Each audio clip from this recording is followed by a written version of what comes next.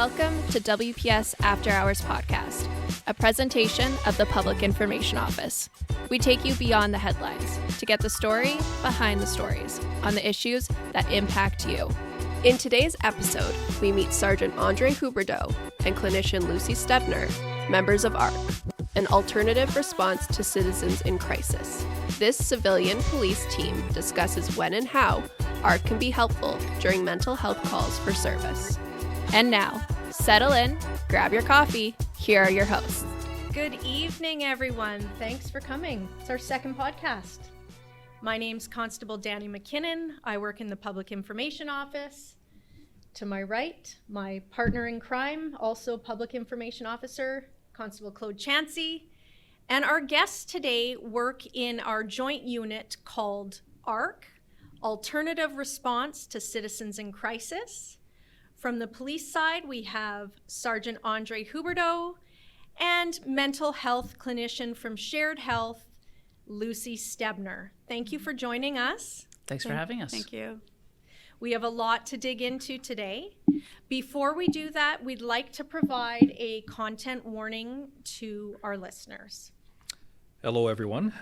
Information contained in our media releases may relate to issues of violence or trauma, which could be distressing for some individuals. Be mindful of your well-being and consider whether or not engaging with this content is appropriate for you. Danny? So in 2021, in response to a worldwide situation of increased mental health issues, but closer to home, a pilot project was launched, joining Winnipeg Police Service and Shared Health, police officers working with mental health clinicians, and going out in the public and responding to certain calls for service. Now, I understand it's no longer a pilot project, which means it has been quite successful. Can you explain to us the model of ARC? Well, the model is actually quite simple. As we pair a police constable in plain clothes with a mental health clinician, and we go into the field and assist general patrol officers in taking mental health calls for service. With some of our more complex cases or more complex clients, people that rely heavily on the police, we do take a client-centered multidisciplinary approach, and we'll get all that person's support systems at the table, and we'll discuss a plan that will create the best outcome for the client so that they can stop their reliance on the police and get the supports that they need through the appropriate resources. Mm-hmm. Yeah, they've established an alternative to only having the Winnipeg police go out and attend mental health calls, which is us going out with the mental health workers, and that we can provide the resources or supports needed to the individuals where they're at in the moment. So how many people work in ARC right now? How many officers? How many clinicians? So we currently have 4 constables and 4 clinicians. They work in teams of 2, so 1 clinician and 1 mental health worker. We work 7 days a week and from 9 to 9. Great. Before we really get into the nitty-gritty, would you like to know a little bit more about our guests? I would. I certainly would. Let's start with you, Luci. Mm-hmm. Talk to us about your work in the mental health field. I've worked in mental health for almost over 20 years now. I started with the mobile crisis unit. I went on to do some crisis work at clinic and sexual assault counseling. I've done some long-term care and therapy and community mental health. And then I went back to crisis work, working at the Crisis Response Center, which ultimately led me to this job here with ARC. Lots of qualifications. This is a field that I'm assuming you enjoy working in. I do, yeah. 20 years later. Mm-hmm. Yeah. Thank you for joining us, and thank you for being part of ARC. Oh, thank you. Andrée. Yeah, I'm the sergeant supervisor of the ARC unit. I've been with the service for almost 26 years now, and I've had a very varied career, as most of us had, working operations, investigations, in general investigations, child abuse investigations, and which brings me to now being our supervisor of the ARC unit. Well, we're glad to have you, and we're glad that you're in a leadership role for ARC. You've done such a wonderful job in your other roles, so thank you for being in the unit and being with us today. So I'll pose this question to you, Andrée. This is, as you said, a lot of us officers have been around for a while. This is something very new to us. It's a different approach for us. How do you think that's affected the membership, and how do they approach it? How have they accepted that? Well, I think that the longer we're around, the more accepted we are by our general membership, the more they work with us and see what we can do to help them and help the citizens of Winnipeg, the more accepted we are. It's really nice now because we're embedded within Division 11, which is our operational unit in downtown. So we daily see officers that are working general patrol or foot patrol, and they will often drop by our cubicle and just have discussions about people that they come in contact with day in and day out. And we're able to formulate some plans with our clinicians with those folks. And these are very invested officers, I have to say. They really get to know these people well. Yeah, they go over and above by, seeking us out and trying to get us involved or asking our opinions about how best to help certain clients. It's been, as Andrée said, as we've been here longer and longer, more and more people are aware of us and utilize us in different ways like that. How do these calls get attended? Okay, so all of our calls are generated by people calling the police. So either calling non-emergency or 911. From our police queue for service, either General Patrol will attend to ensure that it's safe for ARC and or suitable for ARC to attend, and they will call us, and we can either provide them with counsel over the phone or attend in person to conduct a mental health assessment. Or if we're not working or not available, often officers will send a referral to our unit, and we will follow up the next day. Yeah, and I'm finding it's pretty great. I'm finding that there's more and more referrals actually from officers, because a lot of times they'll go out and they'll tend the situation and sort of make sure everything's safe, but perhaps it's after hours when we're not on, or they can't call us, or we're on another call. What they will do is they will refer to ARC. So they deal with the situation, but they know something's just not quite right with this person or situation. This person might have ongoing mental health concerns or undiagnosed mental health concerns. They know something, they need a little bit more, and they'll refer to the ARC unit, where we then pick it up and then do what we can for the person, whether through follow-up and seeing them. Can I back us up a little bit? Mm-hmm. How do we know if a call is suitable for ARC? The community's spoken quite abundantly about this, questioning whether the ARC unit should be attending more or various calls that perhaps you're not. Explain to us what your criterion is for ARC. Well, first and foremost, General Patrol has to attend to ensure that it's safe. So anything involving violence and or weapons would not be suitable for ARC. Okay. And I would say, even as we know, mental health calls can be quite volatile, and they can change very quickly. And that's one of the reasons why we have a police officer attending with the mental health clinician. The second is, under the Mental Health Act, police are the only ones that have authority to detain someone for an involuntary assessment. So we're the only ones who can actually detain somebody and take them to the hospital to be assessed. Because even though the call may start suitable for ARC, things could change very quickly. Okay, so what would happen there? That could be dicey. Luci, if you're not used to that scenario, how does that play out? How do you transition? So if we're ever in a situation where we do feel like it's escalating to a point where I'm not helpful anymore, we'll kind of disengage. So our partners, the officers that work with us, are really great. We've had some additional training with the officers. We kind of read each other, in ways, and they'll just blankly say, okay, can you go wait outside in this, or we'll move along or whatever, so that the officers can do what they need to do. So what we're hearing here is that there is a big emphasis on risk assessment before you attend calls. Am I right to say that? Yeah, absolutely. One of our primary goals as the officers is to ensure that our clinicians are safe going into the community. So there's been a lot of public perception into the ARC units being utilized in certain incidents.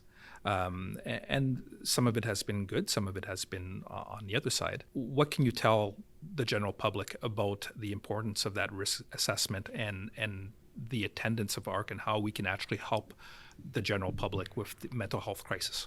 Well, usually I say, it's me walking into a situation where someone, would be holding knives or guns or something. Like, I'm not trained to deal with aggressive, violent situations. So those wouldn't be situations that we'd feel comfortable attending with only one other officer and myself, right? I do have to say that, while the public often responds to these big, sort of events and why was an ARC there, I do feel like I don't think it's known how much we do that, like how many calls we take that never make it to the media or to the, to even general patrol at times. We de-escalate. We take a lot of calls from the queue that never even reach the point of a police officer having to attend at times.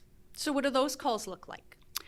What would could you give us a scenario? What are those calls that the general public or GP isn't really aware of? And that's a great point you brought up, because Absolutely. we don't have the statistic in front of us about how many calls you've taken, but in fact, Andrée I does. do have that information for you, Danny. So far, ARC's been involved in just over 2,500 events. Okay. And we've taken 791 calls out of our queue. So 791 times, Luci or one of her colleagues were able to deal with a call without having General Patrol dispatched just over the phone. Oh. But that is typically somebody that is very well known to us. We do have clients that we refer to as high users of service, and these are clients that phone the police every day, multiple times a day. I would say too, like, police have called us in more extreme sort of situations. We once attended to a woman who was sort of in a psychotic state, and so the officers called to see if we could engage with her and that, whether I could talk to her. But it was clear very early on that she was suffering from a very acute mental health crisis, and she was not able to sort of reality check at all. So in this situation, we kind of disengaged and let the police do what they did. But I was able to sort of witness that, like, the police, right as she was about to jump out of her window, police were able to take her in, and she lived and got the right help that she needed at that time, right? So it sounds to me like there's a lot of communication between each party in the unit, where a decision can be made to have a good outcome for the clients that are being spoken to. Yeah, we try when we can. We do try to go out as much as possible. Right. Yeah, and communication is key to what we do day in and day out. And it's not just chatting about a call, but the information sharing that we have. Luci comes with all the health information, and we come with the justice information and calls for service information, and we can share that information so that we can ensure there's the best outcome for the client. As police officers, it becomes very commonplace to, go into homes, structures, buildings that are perhaps situationally not what you are used to, and there are some risk factors. I would like to hear about your training. How do you get prepared for that? Well, we went through sort of a training when we first got on, which was about 3 days, just learning some self-defense basics, hearing about how use of force is used and deployed, so that in the situation we're not like frozen. Now, does that make you a sense of more preparation or a higher sense of fear now with dealing with incidences that may elevate? No, I feel pretty prepared. Just also, I have to say, because our officers are so good at sort of making sure we're not going into situations that are potentially that violent or dangerous for us. And Andrée, on the other side of the coin, what kind of training have our officers been able to gain in preparing them to work with mental health professionals? Yeah, our officers have taken expanded mental health training and trauma-informed approach training. But yes, our officers do get above and beyond training than just the average officer would in the world of mental health.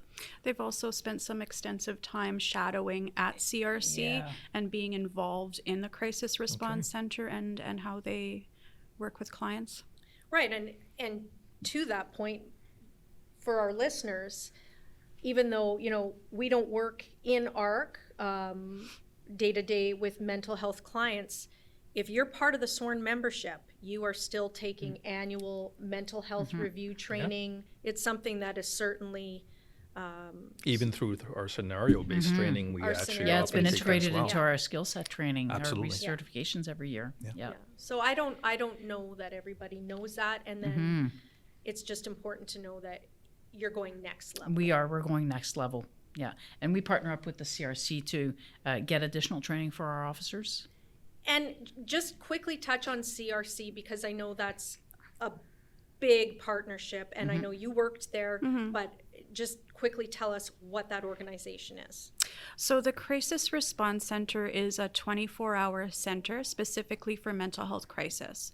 So there are always clinicians on, there are psychiatrists and physician assistants. There's lots of different programs going on there. Ultimately, it's sort of the place to go when you're experiencing a mental health crisis. Right. So is that part of the goal with the ARC model, is to have that 24-hour access? Because I know it's been an evolving unit, and now that we've gone to the point where it's successful, what's the goal? What's the end goal? Yeah, so we've evolved this far. To expand our hours, of course, we'd need more resources, which would be tied to funding. One of our main goals, just to let you know, is to have people remain in the community as well. People who are experiencing mental health crisis, with the help of Luci and the other clinicians, instead of visiting an emergency department or even the CRC, that they're able to come up with a plan so that the person can safely remain in the community. And so far, about 98% of our clients do remain in the community with supports. So not only are we lessening some of the burden for police or hospitals, we're also providing the best care we can for the person to remain at home when able, and then engage their resources or supports if they have any, and if they don't, provide them with some information around what they might be needing. Right. So you've really talked about a lot of wraparound care, follow-up, partnerships. Luci, can you tell us of an incident or a call that you've gone to that really stood out, that ended in a positive way when it began potentially very catastrophically? Yeah, so recently one of the acute crisis situations that ARC attended was a person who was threatening suicide, was in a very dark, lonely place in his life. He had all the preparations made to end his life, but did reach out one last time. General Patrol engaged us, and we did go out to see the individual. He wasn't really wanting to go anywhere else, and it was at a time lately where we knew all of our services were kind of busting at the seams, and like hospitals were full and all these things were happening. So luckily we were able to make a really good safety plan with this individual. We had friends come and stay with him that he trusted and were responsible, loving people with him. The next day we followed up. He was in a much better place. We did some information about long-term resources that he could use, some other information about support services that he could engage in, which he was really thankful for. And I think ultimately that's a really great outcome for him. Is there something you can talk about in regards to maybe a community member is noticing something that is different about a person within their community or their family member, what should they do? Yeah. So I would say that in that case, ARC may not be your answer, simply because we deal with people who are in immediate crisis. Right. If you feel the need to call 911, then ARC may become involved. But there are certainly resources available for those people. Yeah, so ultimately, I think, the community, people in general, don't want police to be the primary response to mental health crisis, but sometimes don't know where or what else to do. Exactly, yeah. Right? When they're calling 911, it's to an extreme type of situation, and or they're scared, they have nowhere else to turn. So yeah, the awareness that there are resources, there's clinic crisis lines where anyone can call, there's a crisis response center where they can go or call, there's the hospitals, there's 211 that they can call and be linked up to different services, and there's also 988 now where we can text or call, I believe, which is an immediate suicide line and intervention support. That was very recently. Very recent, yeah. Yes.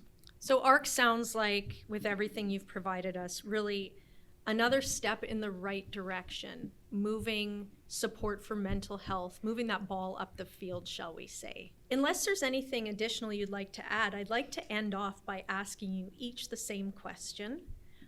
What is your future goal, expectation, hope for ARC? Great question, Danny.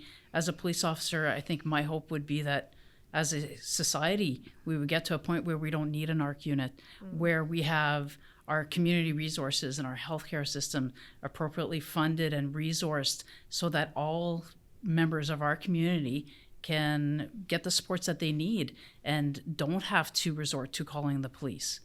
I would say, I'm really happy that we've been funded for an extended period of time. I've seen so much growth over the last 2 years with the program, and it's kind of like a ever-changing, system that we're learning and growing with, and how to help people and how to help the officers, and all these different ways that we're actually getting quite busy nowadays. So I would hate to be at the point one day where we have to say, no, we just can't do that because there's not enough staff or time. On behalf of myself and my partner Claude, Winnipeg Police After Hours, And our listeners. Well, I was going to get to them. First, I was going to thank our guests, Andrée and Luci, representatives for ARC. And again, ARC stands for Alternative Response to Citizens in Crisis. Thank you so much. Thank you both. Thank you. Thank you. Thank you for listening to WPS After Hours. Highlights and links referenced in this episode can be found in our show notes. Please subscribe and share.